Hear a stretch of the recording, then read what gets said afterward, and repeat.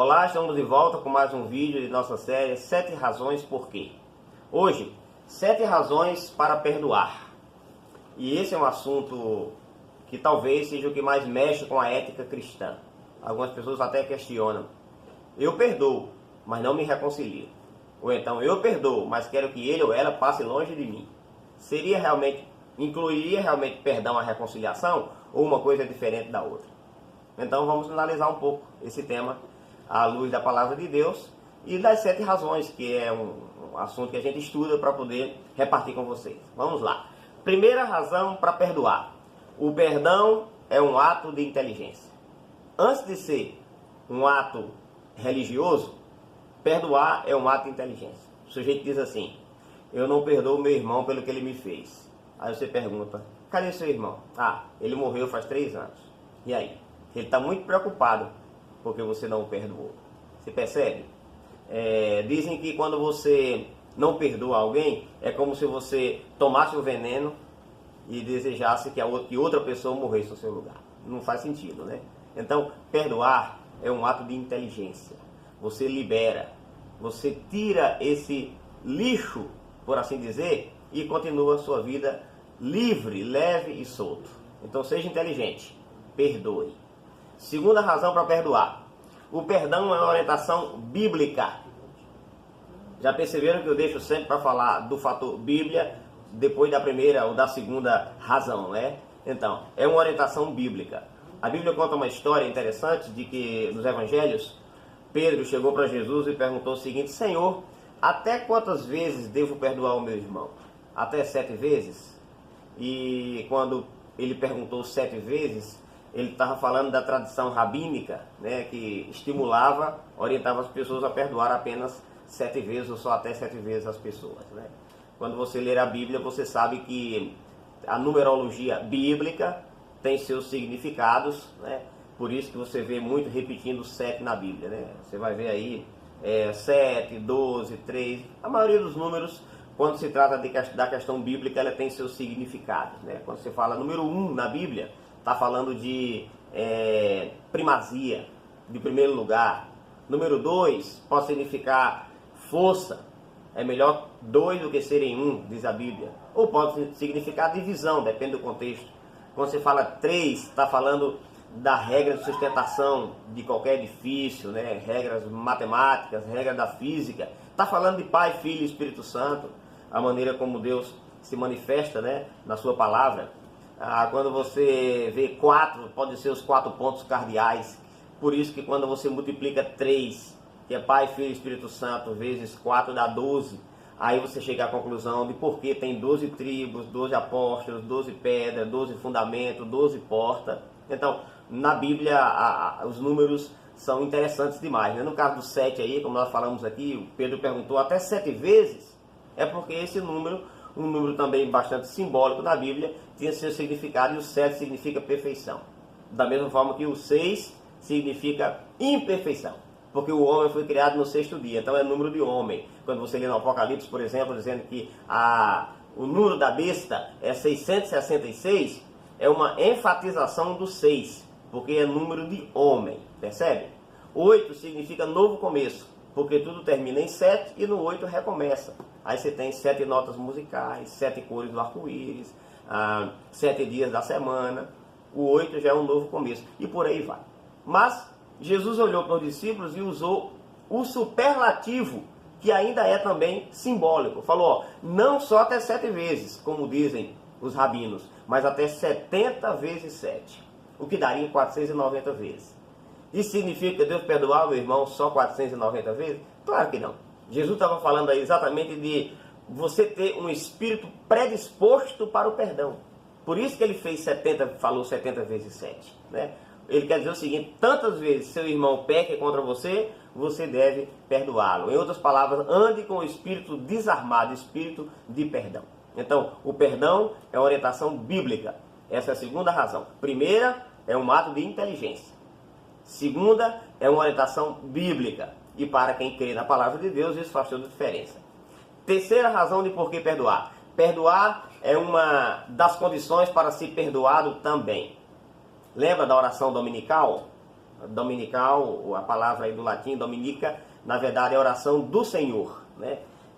E Jesus ensinando disse o seguinte: perdoa-nos as nossas dívidas, assim como. O assim como dá condição de nós dizermos a Deus que Ele só deve nos perdoar da mesma maneira, com a mesma intensidade, com a mesma quantidade que eu perdoo também ao meu irmão. Então, por isso que citar a oração do Pai Nosso, ou coisa semelhante, até porque a oração do Pai Nosso, como nós citamos, a oração dominical, é uma oração chamada de oração modelo, porque dentro dela está o modelo por um parâmetro, né, um modelo em que as demais orações devem ser feitas. E nessa parte aí final do Pai Nosso, Jesus diz: perdoa-nos as nossas ofensas como nós perdoamos a quem nos tem ofendido. Então, nós dizemos a Deus: o Senhor só pode me perdoar caso eu também perdoo meu irmão. Esse é o terceiro motivo. Perdoar é uma das condições para também você ser perdoado. Quarta razão de por que perdoar. Perdoar desarma o ofensor. Eu lembro de uma vez que estava assistindo a acho que era um jogo de futebol, e um dos jogadores fez algo não muito politicamente correto no campo, e aí o juiz partiu para cima dele e foi enfiando a mão no bolso para tirar um dos cartões. Nessa hora, o apito caiu da boca do juiz e o jogador abaixou-se, pegou o apito e entregou. Na hora que ele fez isso, ele soltou o cartão do bolso, como se liberasse o jogador pelo erro que tinha cometido. Tá, se isso é certo ou errado, é um outro problema. Eu só quero mencionar o seguinte: na hora que você perdoa, você desarma o ofensor. Porque geralmente, na hora do argumento, da briga verbal, no calor das questões, fica difícil alguém reconhecer alguma coisa. Então, se você perdoa, automaticamente você desarma o ofensor, aquele que está ofendendo, e aí o problema acaba ali mesmo. Ele não é levado adiante. Essa é a quarta razão por que perdoar. Quinta razão por que devo perdoar. O perdão desestimula a vingança. Olha o que diz a Bíblia. Romanos capítulo 12, versículo 19. Diz assim, não vos vingueis a vós mesmos, amados, mas dai lugar à ira, porque está escrito: a mim me pertence a vingança, eu é que retribuirei, diz o Senhor. Então vejam, não vos vingueis a vós mesmos, mas dai lugar à ira. Muita gente pensa que essa parte final do texto está dizendo que você pode até ficar irado, mas não pode se vingar. Não, o texto não está dizendo isso. O texto está dizendo o seguinte: olha, dá lugar a ira quer dizer deixe que a ofensa continue. Não se vingue, dê lugar à ira. Deixe que a ofensa continue. Porque a Deus é que pertence a vingança. Ele é que sabe a intensidade, a quantidade, como e quando se vingar. Eu e você não temos condição de saber isso. Por isso o texto diz, não vos vingueis, mas dai lugar à ira. Parece contraditório, né? Quando alguém acha que o dai lugar à ira é o seguinte: você não pode se vingar, mas pode ficar irado. Não, o texto não está mandando você ficar irado. O texto está dizendo o seguinte: deixe que a ira continue. E isso está em total harmonia com o que foi escrito no livro de Lamentações de Jeremias, no capítulo 3, versículo 30, onde o autor diz o seguinte: preste atenção: dê a face ao que fere, farte-se de afronta. Lamentações de Jeremias, capítulo 3, versículo 30. Então, o que Paulo falou em Romanos está em comum acordo com o que Jeremias escreveu aqui em Lamentações: dê a face ao que fere. O próprio Jesus, no Sermão da Montanha, também olhou para seus discípulos e falou o seguinte: se alguém te bater na face, você pode dar a outra também. Claro, isso não significa literalmente que você, na hora que tomar um tapa, diga: bate aqui também. Não, o texto está querendo dizer o seguinte: que você deixe que isso aconteça sem você se vingar, sem você retribuir. Isso é dar a outra face. O Jesus toma o mesmo ensinamento do Velho Testamento, afinal de contas a Bíblia é uma só, ela não se contradiz, como já falamos em outros textos aqui, e completa, amplia a sua mensagem. Não é bacana isso? Então, essa aí é a quinta razão de por que não se vingar, de por que perdoar. Você desestimula a vingança, ok? Sexta razão de por que perdoar: o perdão nos torna, entre aspas, divinos, porque perdoar não é um ato humano. Perdoar é um ato divino. Da mesma forma que arrepender-se também é um ato divino. Tanto o arrependimento quanto o perdão é um ato divino. Quando alguém se arrepende, está de certa forma recebendo a iluminação de Deus, influência boa que vem do alto, né, de Deus. E quando alguém perdoa, da mesma forma está sendo influenciado pelo que é bem. Tanto o arrependimento como o perdão é um ato divino. Então quando você perdoa, você se torna um pouco mais divino, porque perdoar é algo divino. E por falar em perdão, eu lembro então de personagens bíblicos para ilustrar isso aqui, de que perdoar é um ato divino, que Deus mora, Deus é o doador da graça, a graça nasce do seu grande coração perdoador. Eu me lembro, por exemplo, de Davi, personagem que a Bíblia diz que foi um homem segundo o coração de Deus, porém a gente conhece as trapaças e os erros em que Davi se meteu. No entanto, houve arrependimento profundo. Ele escreve o Salmo 51, que é uma oração de arrependimento, que diz: cria em mim, ó Deus, um coração puro, renova dentro de mim um espírito reto, inabalável. E Deus então perdoa Davi pelo adultério que ele cometeu e chama ele de um homem segundo o seu coração. Sabe por que Deus diz que ele é um homem segundo o seu coração? Porque Deus, quando perdoa, ele perdoa e esquece definitivamente. Nosso pecado, o pecado das pessoas, são jogadas no mar do esquecimento, no oceano do perdão de Deus. E ele esquece definitivamente. Aí eu me lembro de Pedro também, que negou Jesus 3 vezes. Alguns pregadores e teólogos dizem que Jesus fez Pedro confessar que o amava 3 vezes também depois da ressurreição, para poder aplicar uma espécie de terapia. Da mesma forma como ele negou Jesus 3 vezes, então agora Jesus faz ele responder 3 vezes que o ama. Pedro, tu me amas? Você sabe do que eu estou falando. E Jesus perdoou a Pedro normalmente, né? Alguém disse, que eu não posso provar essa declaração, mas concordo com ela, de que naquele momento que Jesus estava no pátio do sumo sacerdote sendo julgado ali, açoitado, e Pedro o negou pela 3ª vez, alguém disse que quando Jesus olhou para Pedro, que fez ele saber, perceber que tinha errado, aquele olhar de Jesus, se fosse diferente, teria levado Pedro a cometer suicídio igual a Judas. Mas o olhar de Cristo, o olhar perdoador, fez o seu discípulo arrepender-se de forma verdadeira, voltar e integrar a equipe dos apóstolos que foi responsável por levar o Evangelho ao mundo. Uma outra figura também que a gente, quando fala de perdão divino, é a tal Maria Madalena, né? A gente faz essa junção, porque quando junta os fatos, as peças desse quebra-cabeça da história de Madalena, talvez seja ela mesma aquela Maria da qual a Bíblia fala, né? A Bíblia relata em São João, em João capítulo 8, a história de uma mulher pecadora, e eu queria a propósito lhe dizer que se você tem uma Bíblia atualizada, né, revista e atualizada, Almeida, ela vai estar entre colchetes, o que significa que nos manuscritos mais antigos, que pesquisado não por João Ferreira, quando João Ferreira de Almeida fez a tradução para o português, ele utilizou algumas cópias de manuscritos mais recentes, e nos mais antigos não consta a história da mulher pecadora.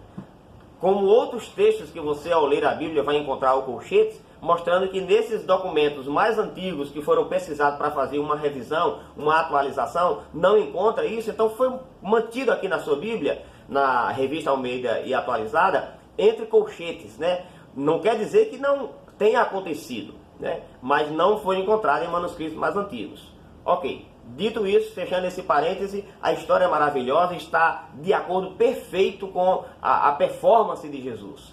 Quando ele recebe aqueles homens correndo atrás daquela pecadora, querendo apedrejar, escreve na terra os pecados deles, e eles um a um soltam suas pedras e vão embora, e Jesus olha para ela e diz a frase que todos nós conhecemos: mulher, onde estão teus acusadores? Ela responde: não sei, foram embora, não tem ninguém. Ele fala: nem eu tampouco te condeno. Vai, não peques mais. Né? Uma história maravilhosa de perdão, mostrando que o perdão parte de Deus. Tanto o arrependimento como o perdão é algo divino. Quando você perdoa, você se torna um pouco divino, por assim dizer. E a 7ª razão de por que perdoar é porque a nossa dívida para com Deus é incomparavelmente maior do que a dívida que qualquer pessoa tenha para conosco. Para ilustrar isso, Jesus contou a parábola do credor incompassivo. Estão lembrados? Um homem devia para um rei ou para um senhor 10.000 talentos. Era uma soma incontável. Né? Se você perguntar, mas por que Jesus foi tão hiperbólico? Por que Jesus falou de uma soma tão grande? Para que um homem iria pedir tanto dinheiro emprestado a um outro naquele tempo, justamente para ilustrar o tamanho de nossa dívida para com o nosso Salvador. Por isso que a comparação é hiperbólica, 10 mil talentos. Eu nem vou fazer as contas para dizer quanto é que vale hoje para você, porque talvez a gente possa se equivocar, né? Mas diz a Bíblia que o rei chamou esse homem quando ele falou assim: "Sê paciente para comigo e tudo te pagarei." O rei, o credor, sabendo que ele não tinha condição de pagar, era impossível, da mesma forma que é impossível eu e você pagarmos a nossa dívida para com o Criador e o resgatador de nossas vidas, perdoou. Ele disse: "Você está livre." Quando você lê a Bíblia no original grego, essa palavra aí, misericórdia, compaixão, perdão, ela está sempre relacionada a um termo que significa dilatação do tempo. Então, quando o homem disse: "Sê misericordioso para comigo e tudo te pagarei", estava dizendo: me dê um tempo que eu vou conseguir. Mas não tem como, mesmo que eu e você vivamos há milhões de anos, nunca vamos conseguir pagar a nossa dívida para com Deus, né? E o homem foi embora livre. Mas ele foi livre, porém ele não aceitou o perdão dado pelo rei. Ficou na sua cabeça. Esse é o grande problema do ser humano. Quando, por exemplo, peca, não aceitar o perdão de Deus ou de alguém que lhe oferece. Ele quer pagar. O homem saiu dali, mas foi com a ideia de que devia alguma coisa ainda. Aí diz que ele encontrou um outro credor que ele devia 100 denários. Aí sim, um denário significava o salário de um dia, né, de um trabalhador braçal. Aí fica fácil você fazer as contas. E 100 denários é mais fácil pagar do que 10 mil talentos, né? Mas o homem disse: "Paga-me o que me deves, senão eu vou te levar para a cadeia." E o homem fez o mesmo pedido que ele fez ao rei: "Tenha paciência comigo que eu vou te pagar." E podia pagar sim, a quantidade era pequena. Mas o homem disse: "Não, senhor, você vai me pagar agora." E o homem, não tendo com que pagar, ele o entregou aos oficiais e esses aí o prenderam. Por que esse homem fez isso? Porque ele não aceitou o perdão que foi dado antes, né? O perdão maior, né? Ele não entendeu como sua dívida foi totalmente perdoada. Ele queria de alguma forma voltar e pagar. Por isso que ele pegou o homem e disse: "Paga-me o que você me deve." Nós às vezes fazemos muito isso com as pessoas que nos devem. E quem são as pessoas que nos devem? Ora, nós vivemos em sociedade, né? Temos aqui e acolá problemas uns com os outros. E desde que nascemos que isso acontece. A gente precisa perdoar nossos pais, porque de alguma maneira nos ofenderam, nossos professores, as pessoas mais velhas, nossos tutores. Perdoar as pessoas com quem, que de certa forma nos deveu alguma coisa, alguma explicação, alguma gratidão. Perdoar totalmente, para poder também conceder perdão. O rei ficou sabendo que o homem não perdoou os 100 denários do seu conservo, mandou chamá-lo e disse: "Você é um homem mau. Te perdoei uma dívida impagável e você não perdoou aquela, por menor que fosse. Então você agora vai pagar tudo." E aí o texto bíblico usa a seguinte expressão: vai ser lançado, vai apanhar, vai sofrer, né? E vai haver choro e ranger de dentes. Veja, a sétima razão por que devo perdoar é porque a minha dívida para com Deus é incomparavelmente maior do que a que qualquer pessoa deve para comigo. Quero contar uma rápida história para encerrar essa postagem. Lá na Inglaterra havia um homem chamado... ele é autor de vários hinos, né, na hinologia de vários inários de diversas religiões protestantes, inclusive a adventista também. Ele tem vários hinos. Ele é autor do hino de número 208 do inário adventista, John Newton. John Newton, antes de ser crente, era um mercador de escravos.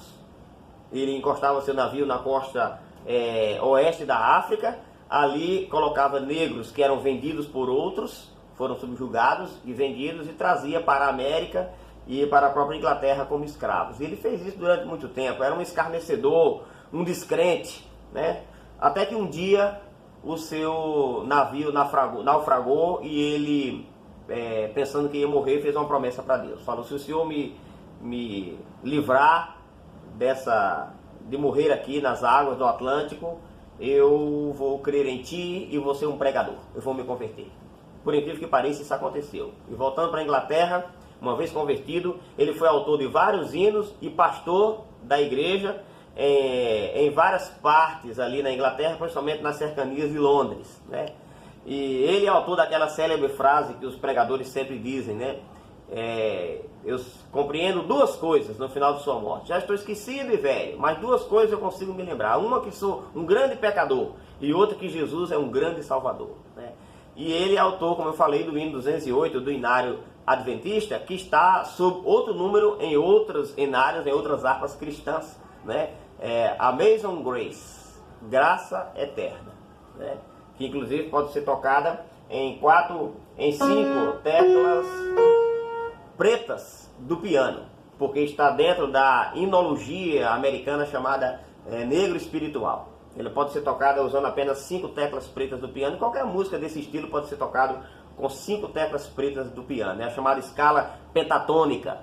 E ele escreveu a graça eterna, baseado talvez nas experiências que ele viveu depois que transportava negros para ser escravos e após a sua conversão.